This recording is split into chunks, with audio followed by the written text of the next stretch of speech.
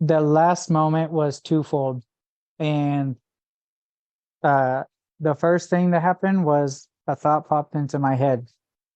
And it's actually based off of military principles, but I mean, anybody can understand this. Do we go to a war zone with one soldier, one Marine, one sailor, whatever, just one person? No, right? We'd be annihilated. We'd be easily overcome. And when that thought came to my head, it said, if we wouldn't go to a war zone with just one soldier, then why would you go through a mental war zone with just one soldier by yourself? Hey guys, if you missed out on the last conference in Nashville, Tennessee, you don't want to miss out on the next one. It's April 28th through May 3rd, Orlando, Florida, the Gaylord Palms Resort and Convention Center. You made a mistake missing the last one. You don't want that to happen again on this one. 5 days of some of the best training you're ever going to experience packed into one event. We have an early bird special right now, $50 off. Use 24 early bird on our website, streetcop.com. Look for the conference, click the link, register today. If you want to get significantly better at this profession in 5 days, don't dare miss out on the 2024 Street Cop Conference. 111, 110.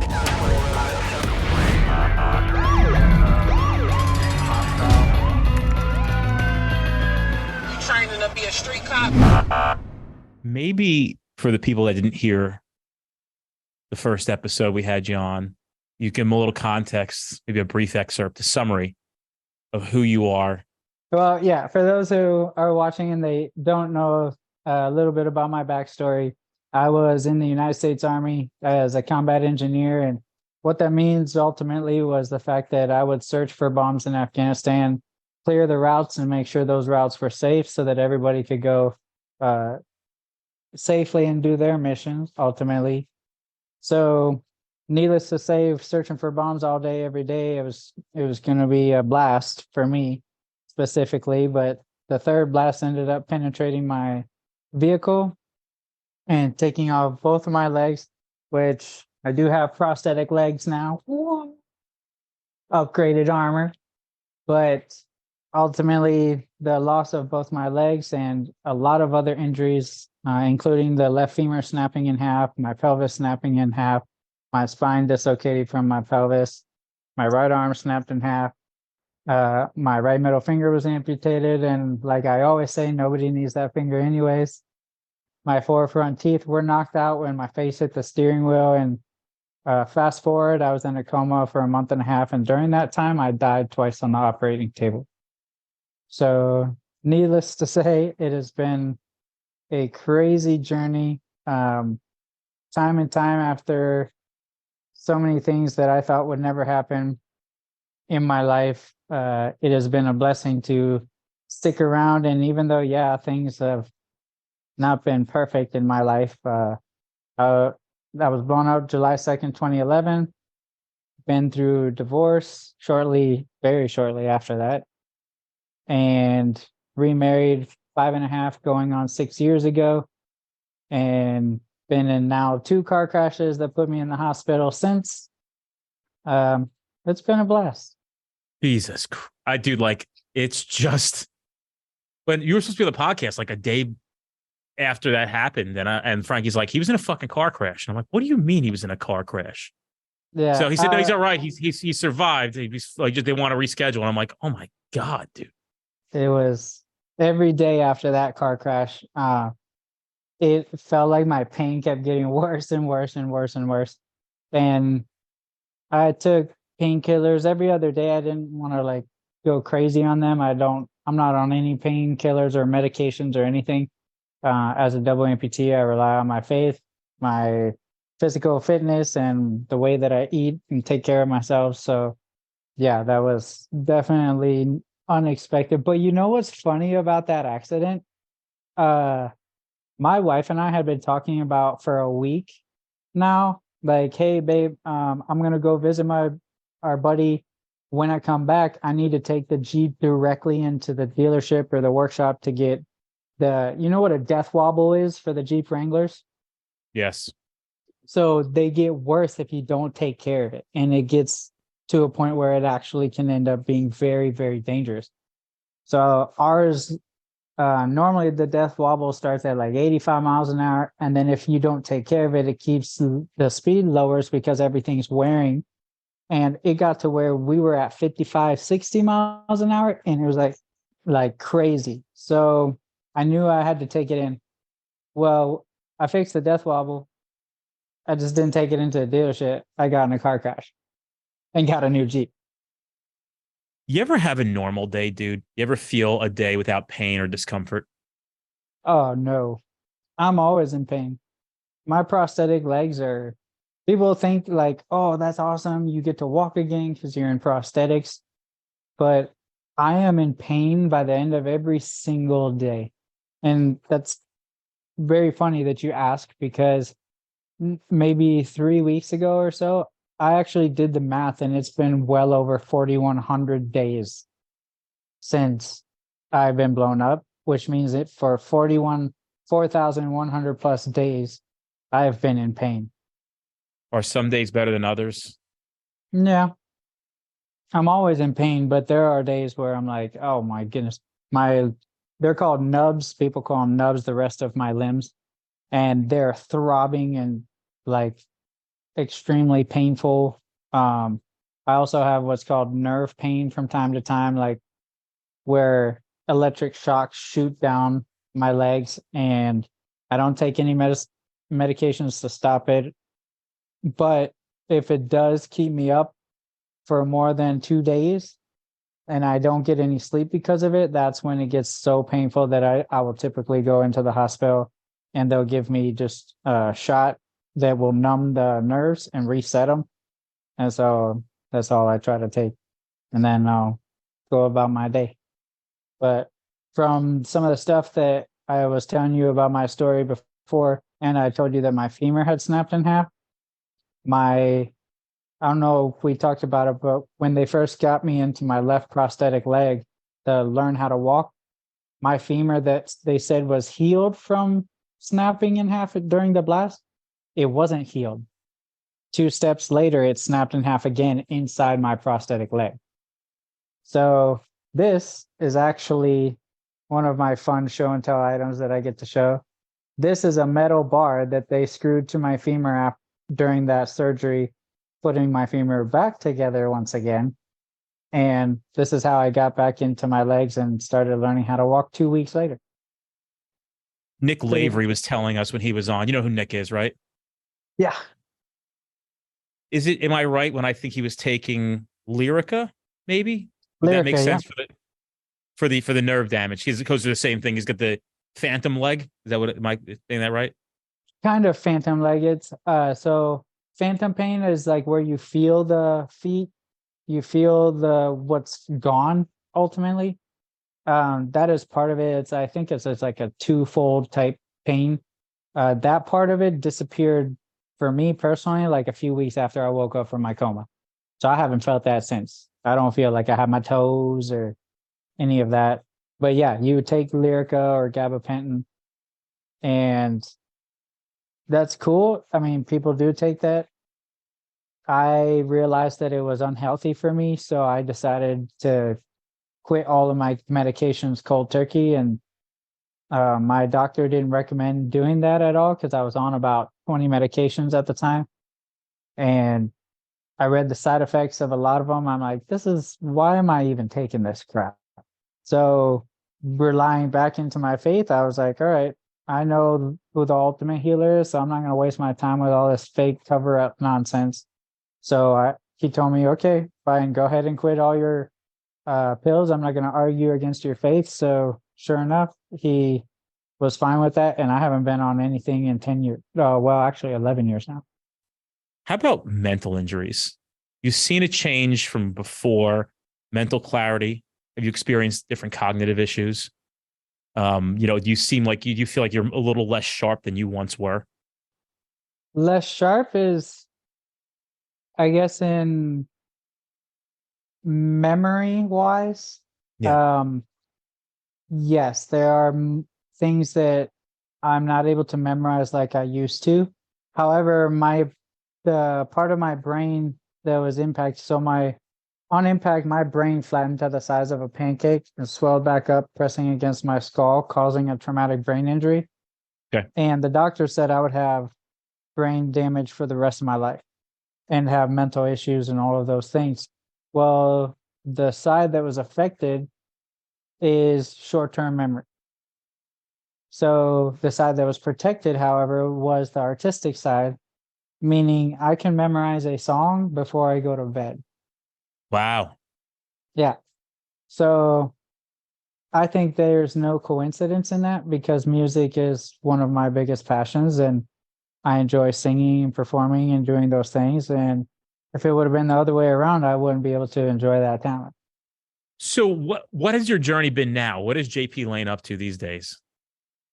Still working, traveling, inspiring everyone we possibly can, all over the nation, which is literally one of my favorite things to do. Crystal and I started our nonprofit, so we're about to get that up and running. We got to build our website and do all of those things. So we actually really want to start a marriage retreat / boot camp. So building marriages and restoring marriages, that's very important to us. And just training for the Warrior Games next year. So I'll be on Army's team and I'll be doing 5 events and hopefully kick butt and do a great job for the Army. So You think you'll ever stop? probably the moment I take my last breath. It's a good time to stop, I guess. Yeah. I think it's time for vacation at that point. So how do you survive financially? And you don't got to go into great detail. You can just keep it very surface level.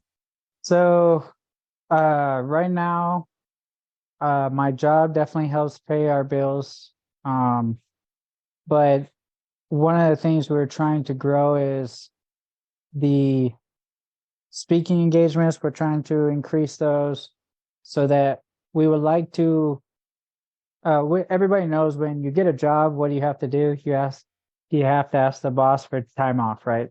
And then you only get so much paid time off during the whole year. Well, we always have people pulling us left and right, which means the past 2.5 years that we've been working our 9-to-5 job, we've used all of our vacation days to go do other work.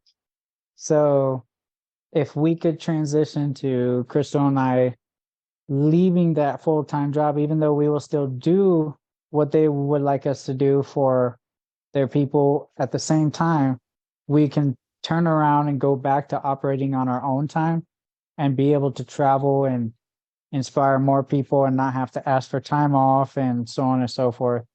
That's ultimately where we're going to be operating through. God willing, we'll be able to bring funds into the nonprofit, and Crystal and I would work for our own nonprofit to do the speaking engagements, inspire people, and bring couples into the retreat. And then we can operate on our own time again, which would be very nice. Did the military supplement enough income or a disability to allow you to at least survive? Yes, I say that because depending on what I guess it's individualized what your bills end up being, right? So for example, in 2020, obviously everyone remembers the year of COVID. Hate to bring it up, but the reason I do is because all of my speaking engagements and all of my singing engagements completely gone. So 2020, Crystal and I were literally left with relying on my VA check. Well, right now our bills are more than our VA check. So we had to rely on hope and prayer.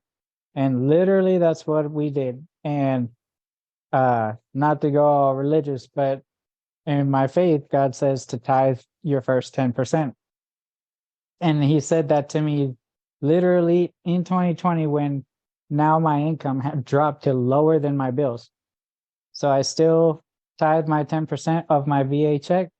And at the end of 2020, we get a call that triples our income because we still stayed faithful through a time where it didn't even make sense. And we still were able to pay all of our bills through a time where it didn't add up. that I shouldn't have been able to pay my bills, but everything was still provided. How old are you now? Just turned 35. Not to go too personal, but you obviously are married. I know you guys have pets as well, which are probably like your children. Do you anticipate fatherhood? Do you want to have children? And how Yeah. do you think you'll be as a father? Well, I'm excited to use my legs as, you better listen to me, little boy. Don't make me take my leg off. But no, I think we have already talked about adoption, and then obviously if we have a kid the normal way too. We've just been waiting patiently, I guess. But it's been on, the funny thing is, before Crystal and I even got married, adoption was already on our hearts because there's so many hurting kids out there that I agree. they could use a good family. And the I sad agree. thing is there's so many bad situations that even when people do foster / adopt, the parents aren't, they shouldn't be, is what I'm saying. I know. And so knowing that Crystal and I are strong in our faith, we're strong in what we believe, and we want to raise kids the right way and teach them how to overcome obstacles that they may face in this life and be good people while doing it. That's like, Crystal and I have actually talked about very soon starting the whole process. So What are you scared of the most? I've been taught not to fear anything, and that sounds very like cocky, but it's not cocky when you come at it through the direction that I've been taught. See, the Bible talks about 365 times not to fear. If we do the math and we understand, there's 365 days in a year, which equates to don't fear. But we're human and we have fear that kicks in sometimes. And the ultimate fear I have is why we've been delaying even having kids is because of the world that we live in today is so disturbing and ultimately pretty darn depressing and dangerous. And with everybody teaching the incorrect things to people around the globe, and then I feel like we would be in an uphill battle teaching our kids, hey, we're trying to teach you the right things, and everybody else is going to tell you the wrong thing. So please listen to us. That's going to be an uphill battle, right? Because kids, we're stubborn. We don't like to listen to our parents. What do they know? Our friends are so much smarter than our parents. So that's the reason we've actually kind of delayed having kids and starting the family. But I realized that if we don't try to do well raising the kids that we will have, for example, adopting as well, then someone else is going to do the exact opposite, making this world a worse place instead of a better place. So there is some fear. Yeah. I'm not a perfect human being. I'm worried about how our future kids will be raised in the world that we are living in today that is so confused. They don't know what's going on. And those of us who do are considered crazy lunatics. Well, I will say this as well. I don't think that the world has ever been a place of 100% beauty. I'm sure through the history of mankind, there have been horrible things. There's also been very beautiful things. And I think our brains default to the stuff that we're fed via social media, the media especially, and all sorts of other outlets or sources. Essentially could be just your circle of friends where they're taking their information in from these other channels. But the reality is, for me at least, I have continued to live, at least in my mind, a beautiful existence in the sense that I am able to appreciate how lucky I am to have the family that I have and to have the life that I have. And it's riddled with just challenges and troubles. But I don't let those things kind of affect me too much. And I just see the beauty in my existence and my children's existence as well. And something very wonderful about being in this country and being able to move about freely and have experiences like nobody else. Yeah. I don't mean the sense that I'm driving a Lamborghini and flying private. I'm talking about merely taking my kids to Brazilian Jiu-Jitsu yesterday, being in the car with them, laughing the entire time, telling jokes, goofing off, then afterwards going to eat with them, coming home. Then I played video games with them for like 45 minutes. Yeah. And, you know, like, so that stuff in a world that is perceived to be so awful, there is a lot of beauty in it. I think a lot of us just get very jaded because of the kind of stuff that we continue to bear witness to. Yep. It's like these major U.S. cities. If you read articles, and I'm not saying that they don't have their problems. Let's take New York, for example. You could read articles and it makes it seem like New York is essentially the Badlands. It's like Armageddon, post-catastrophic, apocalyptic place. I was there 2 weeks ago. I had to meet somebody at Citi Fields, a couple guys, chop it up with them. I had a few things to do. That's where the Mets play. I didn't realize I don't watch baseball. I don't follow it. I enjoy it. That the Mets had traded off their whole team. So I was like, why is nobody here at this game? There's literally nobody here. Bro, there were like entire sections empty. But the reality was it wasn't post-apocalyptic catastrophic. Yeah, is crime up? Yes. Is liberal politics dictating an increased crime rate? Sure. But, you know, there's 10 million people that live in the city of Manhattan alone. I'm sure that 99% of them really go unaffected every single day in what we're led to believe are the things that we need to be concerned about. And there should be some acknowledgement, but like, it's also not Haiti where you can't fucking go anywhere without the threat of being kidnapped. Right. You know, if you think about that, like people really live in some real tough environments. Like, dude, when you think about what our lives are like versus what some other people's lives are like, you know, we got it easy, man. Oh yeah. Like we do. We got it easy. Yeah. And people just love to complain. There's nothing to complain about. You know, I just always think about like Ukraine, right? You imagine what it's like living in Ukraine right now. I just saw an article today, like 2 girls were singing in the street and hours later they were dead. I just saw that just came up on my feed. And that's a reality for those people there. The reality of that, like they're living in some real threats of real violence. And it's inescapable for the most part. Yeah. People always ask, like, what do you think of what happened with the pullout of Afghanistan? And I'm like, look, I'm not in charge of things, so I can't give you my opinion on what happened there. But I will tell you this, while we were there, they got to see what peace looked like and freedom for 2 decades, which means we allow girls to go to school. And as soon as we left, those same girls that went or tried to go to school and their kids that were growing up trying to go to school are now hiding in caves, fearing for their lives because they're being slaughtered by the Taliban right now as we speak. And that's, people don't understand. I've had many people here in the United States of America tell me, we shouldn't have been over there. We didn't need to be there. Tell that to the girls who got to go to school, please. We are supposed to be the peacekeepers of the world. So when we're not doing that, it's a lot more destruction here on Earth. People don't realize like what life is like in these other places. It's horrific, yeah. And they take for granted what we have, and not a lot of people take for granted, but there's a handful, and I think that we often need to be reminded.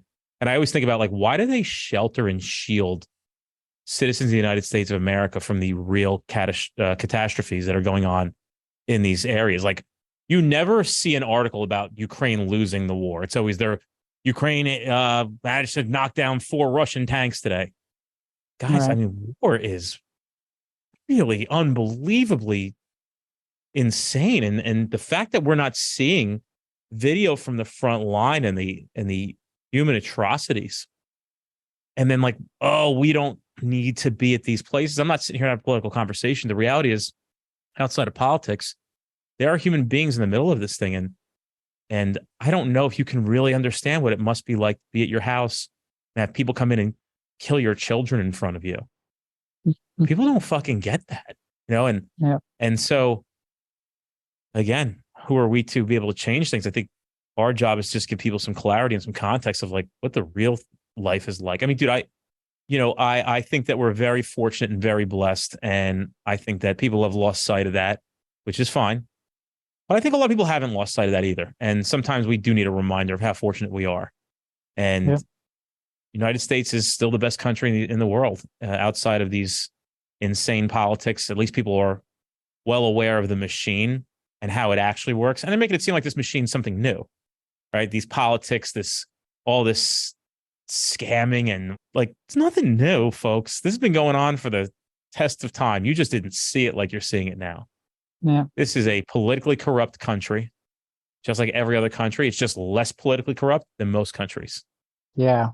There's some things that I've found out in the last year I can't even talk about, but it's crazy, the world we live in today. But even still, with all the negative around us and all the crap that is going on, we're still very fortunate to be here in this nation. I mean, I tell people all the time, if I wasn't from the United States of America, I wouldn't be walking right now, or it'd be a very slim chance that I would be. Because I've been to countries where if you're an amputee, whether you were born that way or you became that way through combat or whatever, there's not the technology that we have here to help put you back on your feet.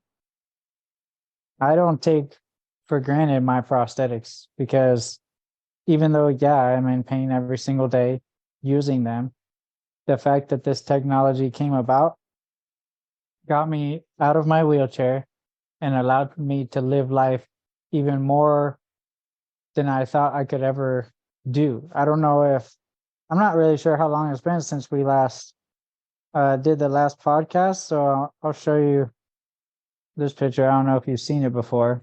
Did you see that one? What are you, wakeboarding or?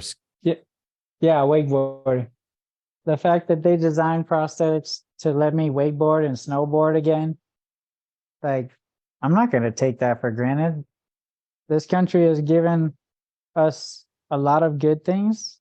And I want to be the type of person that remains focused on the good stuff. Yes, I acknowledge and I pay attention to my surroundings, and I understand there is negative and bad things happening all the time. But I'm not going to dwell in that, because that will just destroy my life. So I like to remain focused on all the positive and do my best to encourage those around me to do the same thing.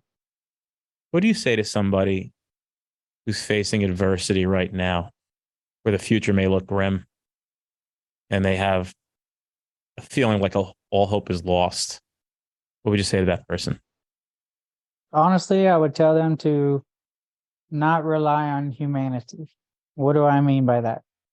We are imperfect human beings. We have faults. We mess up. We sometimes are selfish and think about things solely for ourselves and in gain for our own selves. So knowing that this is an imperfect world, how is it that people still have joy and they still have the ability to realize, okay, this might be a bad situation. I might be in a bad situation. For example, when I lost my legs, yeah, I was depressed and almost took my life 12 times.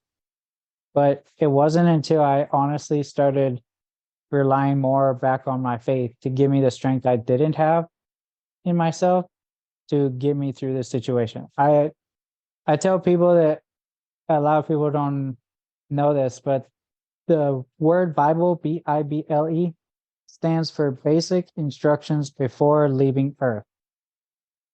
There's a reason for that.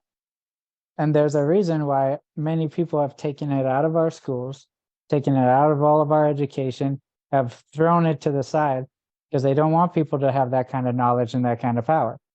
There's a reason for that. When you have that, I think I mentioned in the last podcast my version of PTSD. Because people say, well, I've been through combat, I've been to war, lost my best friend, shot by a sniper, I was blown up. The list goes on. yet I have no sign of real PTSD of how the world calls it. My version is post-traumatic successful domination. That's because I'm successfully dominating my trauma, and anyone else can doing the same thing that I'm doing. When if you take someone else in the same exact situation, which while I was in therapy, there were many people in the same exact situation as me, amputations, burns, you name it. We're all pretty much twinsies and going through therapy, having to figure out life again, our new normal. Well, why were they hating their life, depressed, and struggling to get through and giving up on themselves and giving up on using prosthetics and so on, when I was the same situation doing the exact opposite? Well, it's because I was relying on something giving me more strength than relying on my own strength. So I encourage people to do the same thing. Yeah, there's been people, well, I don't go to church because somebody messed it up. Yeah, you're pointing the finger at another imperfect human being that was in the same crazy building you were in. There's no building or persons inside that building are perfect. But where I got my healing from, where I get my strength from, is a God that's above all of that, which is literally why I'm able to enjoy life with a smile on my face when I should probably be 6 feet under. Hey guys, follow us on all social media platforms to include Instagram, Twitter, Facebook group. We have so much information going out every single day, and we don't want you to miss out on any of that stuff. So check it out. Go give us a follow. You ever think about, why you were spared? All the time. Because I'll be honest, I was a total douche before I lost my legs. I was a jerk. I was very selfish, very, very cocky, and very like, I'm better than all of you. It doesn't matter that I'm 5'6".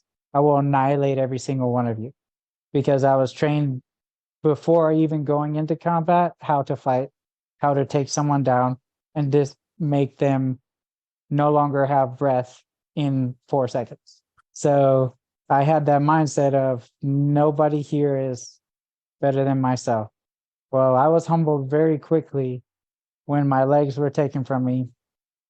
I died twice on the operating table, and I woke up slower than everybody else, weaker than everybody else, because all of my muscle that I worked hard for was deleted from my body. So yeah, there's multiple times where I wonder, why was I spared? And now I get to tell people that there was a reason God took my feet that I had before, because they were leading me further and further away from him. Then he gave me these prosthetics with new feet to lead me right back where I should have been in the first place, and doing what he wanted me to do from the start. And now I have a story to tell people that will hopefully encourage them to do the same thing. And now realizing how many people have private messaged us on social media, how many people have contacted us, emailed us saying, you changed my life. It literally blows my mind and almost brings me to tears, thinking that the dude before who had legs, he wouldn't have done any of this. He wouldn't have been that person that was inspiring anybody on this planet. And now we've been able to help inspire people and change their lives, stop them from pulling that trigger, and realize there's more to life than they know. My last one is kind of correlates to not the previous question, but the one before it is, somebody's thinking about taking their life. What would you say to them? It's not worth it. It's not worth it at all. There's so much more involved that you don't even have a clue of what happens when you do that. I have a friend of mine, a dear friend, one of my best friends, who his dad took his life, and every single year that goes by where it's the anniversary of his dad's death, he has a hard time wondering if he's next. It is not something when people say, I'm going to end it and it will get rid of the pain. Wrong. Whether you have kids or not, most people have siblings, most people have parents. Most people have friends. Most people who have someone in their circle. And guess what happens? That pain is passed on. It does not get deleted. The only way it gets deleted is by giving it to something bigger and better than and stronger than yourself. That's how it gets deleted. If you take your life, it only gets passed on. So again, it's not worth it. It is worth it to stick around and change your heart, change your mindset, and pass on the knowledge that you have learned to overcome the trials in your life to teach someone else how to do the same thing. We're not supposed to be here on this earth to fight it, the struggles that we're going through by ourselves. Reach out, have someone encourage you through it and get you through it together. And then you can turn around and do the same. What was going through your mind each time of the 12 times you attempted suicide? How do you feel like you had lost control? What were those moments and what were they like? And how'd you come Dark. back from that? I was literally every single time bawling my eyes out, mentally and physically alone, and trying to push myself, I'm ready for this, I'm ready for this. When in reality, I really wasn't ready for it. I didn't want to do it. It was just the negative thoughts that wouldn't shut up in my head and telling me there was no reason to stick around. There was no reason to be here. I would look in the mirror and see a half a dude. Nobody was going to love me like this. I'm not going to get to enjoy life the way that I used to. Why stick around? Those thoughts were always running through my head, and it was the darkest days of my entire life, to the point where I never even told my dad, my siblings, nobody that I attempted those 12 moments. And I'm very grateful. People will be like, well, how did you get through those 12 moments then? Why didn't you pull the trigger? Why didn't you pour that bottle of pills down your throat? Why didn't you stab that blade through your heart? My faith reminded me I still have a purpose. Don't do it. Every single time. In private, I have spoken with people who have come to me and expressed that we've helped them through moments like that. And I'm trying to correlate signs and symptoms and trying to understand what people are experiencing at that moment right before the decision's made. And it's very interesting that a lot of people will express the same thing, this uncontrolled hysteria, feeling like blackout, like you've lost control.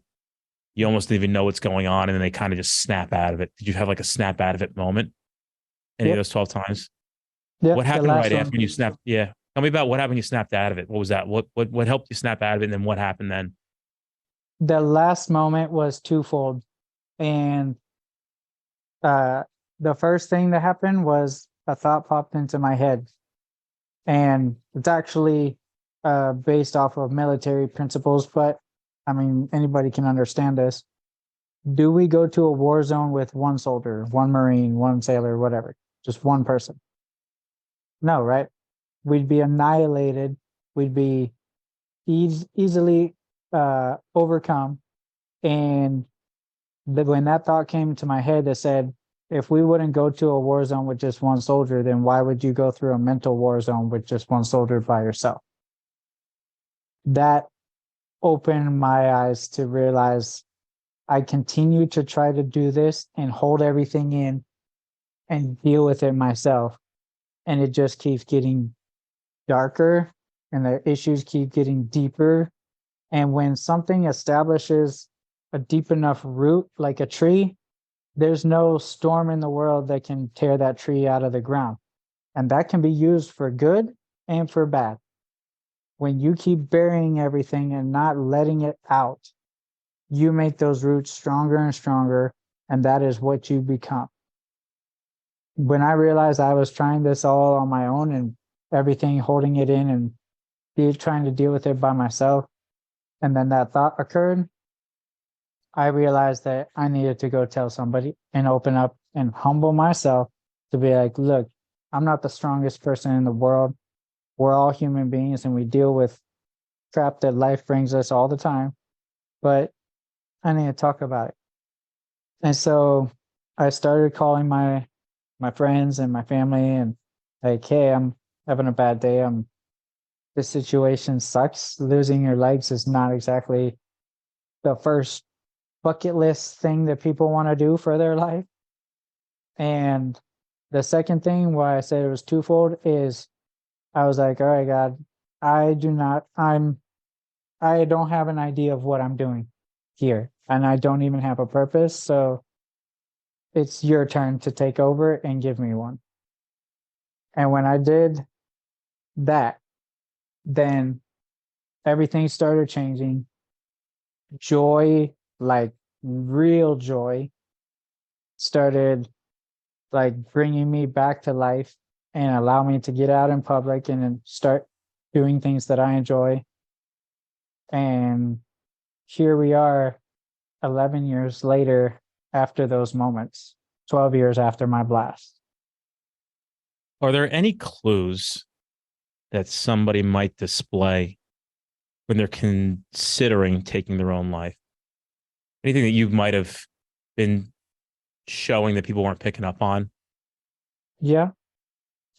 Selling their house in regards, and I don't say well, people are like, everybody sells their house, especially if it's a good market to sell your house. Yeah, I'm gonna sell my house next year. But there's multiple things that start lining up. How their attitude is at work, how are they presenting themselves or their life? Is it always down? Are they always quiet or like separate themselves from society and humanity, and then they start doing other things like selling everything they own or selling off their house or all of these things? All of them combined are definite huge indicators that this person doesn't want to live here. And it's, if they're not telling you the reasons why they're doing these things, then that's a big indicator that something is up, especially when they're separating themselves from society. See, for me personally, I am selling a bunch of my stuff because I have goals to pay off debt.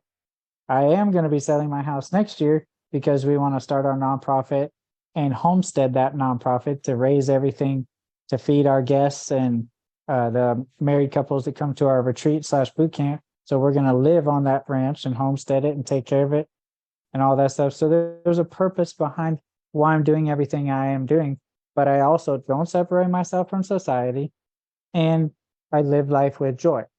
So 0 indicators of suicide because I love my life and I'm very grateful and blessed to be here after everything I've been through, including all the car accidents. But when it's the exact opposite of those things, when they're separating themselves, they don't seem happy at work or school or wherever the location is that their normal daily brings them. But then they're also doing those things like selling everything they own or trashing everything they own and selling their house or whatever. Those are things we need to pay attention to. And society has a very great gift of bringing people down and discouraging them from continuing to do things like live. We, as decent, good human beings, need to continue to remind people they still have purpose here and that every single one of us has gone through something difficult. I tell people your 200-pound IED might not be the same big 200-pound IED that I went through, but to you, it's a 200-pound IED. So their struggle might not seem as big and crazy and difficult as what I went through, but to them, it's that same level. So we need to be encouraging others to get through their 200-pound IED, you know? I don't know if there's anything better to be said at this podcast. You do a great job every single time, dude. Thank you. I'm just grateful that you guys brought me back on and just grateful to, like, honestly, the June 26th, when I was in that car accident, I don't think I've ever begged God to keep me here. Wow. To But do our in the- podcast, right? That's awesome. Yes, definitely is that is on the list of things I didn't want to miss out on. But I saw the metal bed of the back of that truck coming closer and closer. It was like slow motion. And I was like, Lord, please do not take me today. And everything, I was like, I did not feel like I was done yet with my mission here. And so I'm grateful for every opportunity I have. You're an amazing person, dude. And we're all watching, and keep up the great work. And you are an inspiration to many. Thank you. You know, the last podcast we had, there was a note that I was supposed to show you. What does it say? Let's see. Justin, can you read this? Remember my dad in the hospital when I woke up Oh, from my that's coma? right. Yes, dude. I still have that because the doctor said I would have brain damage and I would have brain, like I would mentally be disabled for the rest of my life, that I would never be able to sing. I would talk funny, all of these things. And my dad wanted to know, was I going to be all right? And It's awesome. Don't I ever still have lose that. that, dude. Nah, yeah. So Wow. I'm very grateful. The funny thing is that, and I believe I have this part of my story actually written in my book too. But when I had 2 weeks of vacation to go anywhere in the world while you're deployed in a combat zone, the military will pay for you to go on your 2 week vacation during that, and you get to choose anywhere you want. I went to Acapulco, Mexico, and my dad was so stubborn. He's like, "Oh, cool, I'll be there the first week with you." I'm like, "All right, Dad." So he goes and we hang out, and I drop him off at the airport, and he had that father gut feeling. He's like, "I don't want you to go back. I have a bad feeling." And I know for a fact that the Holy Spirit inside me talked to my dad that moment, because I would have never said what was about to come out of my mouth in a million years. And what I said was, "Dad, don't worry. Even if I lose my legs, I will be all right." Wow. Who says that? And then loses their legs. Exactly. That's why I know for a fact, and I tell people all the time, I'm like, the Holy Spirit was telling my dad, I got him. You don't have to worry. I will take care of him. And here we are, and everything happened just the way it was meant to be. So Amazing. to give an idea of how big that blast was, it went straight through my armored truck, an RG-31, and then still had enough power to go through my rifle on the inside next to my, it was right here next to my left leg.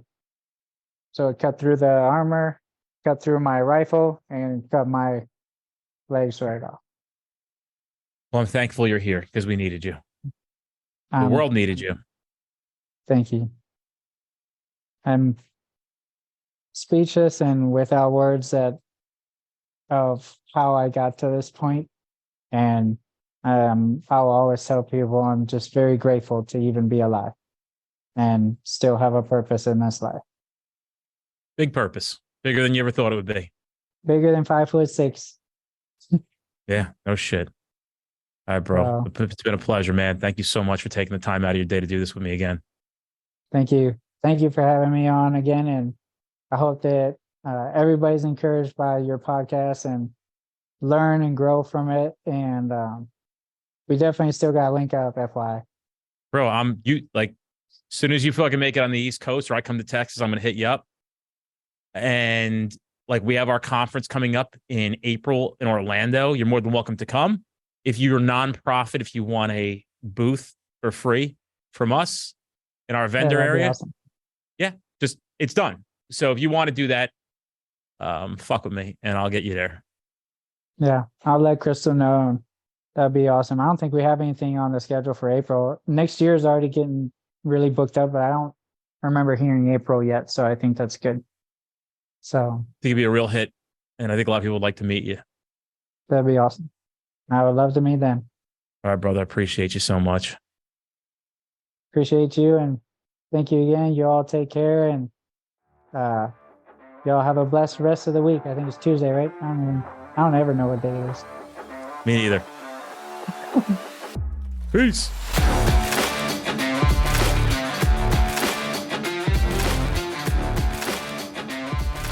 Hey guys, check out our upcoming training at streetcop.com. Don't forget, we have 50 instructors nationally teaching a variety of topics. These are the best classes you're going to experience in your career. We make sure of it. You're going to love it. I guarantee you're going to be thankful that you went. Check us out at streetcop.com for all upcoming classes in your area.